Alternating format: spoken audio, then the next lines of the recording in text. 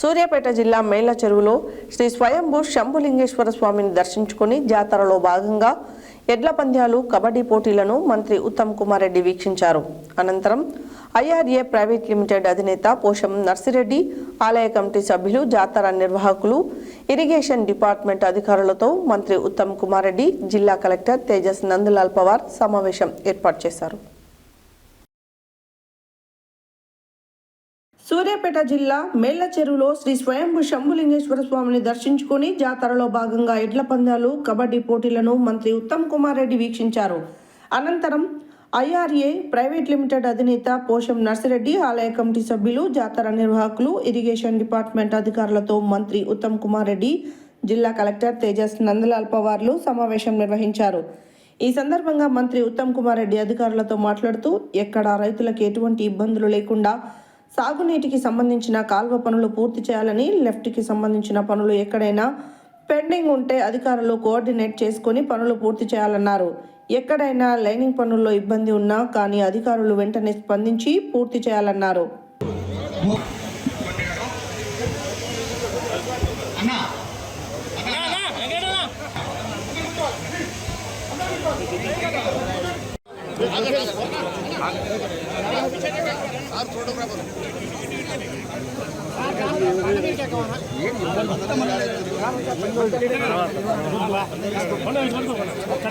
Doctor బహుమరిస్తున్న పోషం Narsireddy, పోషం Veerareddy గారికి ప్రత్యేక అభినందనలు.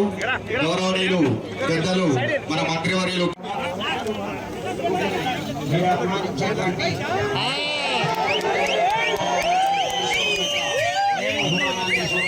వచ్చి ఈ కార్యక్రమాల్లో పాల్గొన్నందుకు మీకు ప్రత్యేకమైనటువంటి ధన్యవాదాలు.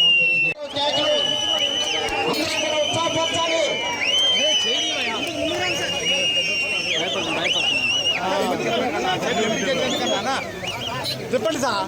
ఈ పోటీలో మొదటి బహుమతి బ్రహ్మణి ఐక్యవేదిక సేవల సంఘం రూపాయల మొత్తాన్ని గుండా వెంకటరమణ బ్రహ్మారెడ్డి గారు సర్పంచ్ గుండ్లపల్లి వారు బహుకరిస్తున్నారు. 6వ బహుమతి 60,000 రూపాయల మొత్తాలు. 8వ బహుమతి 40,000 రూపాయలు My Home Cement Industries Limited Melacheruvu వారు బహుకరిస్తున్నారు. గాంధీ ముక్త్యాల బ్రాంచ్ కెనాల్ అని ఒక భారీ స్థాయిలో 50,000 ఎకరాలకి 1,500 కోట్ల రూపాయలతో లిఫ్ట్ నిర్మాణం చేపిస్తున్నాం. మేళ్ల చెరువుకి ఎప్పుడు కూడా పుష్కలంగా 2 పంటలకు నీళ్లు ఉండబోతుందని చెప్పి నేను మాట్లాడుతున్నా. అదేవిధంగా మరి దొండపాడికి మొదటి లిఫ్టిగేషన్ స్కీమ్ కట్టించింది నేనే గతంలో.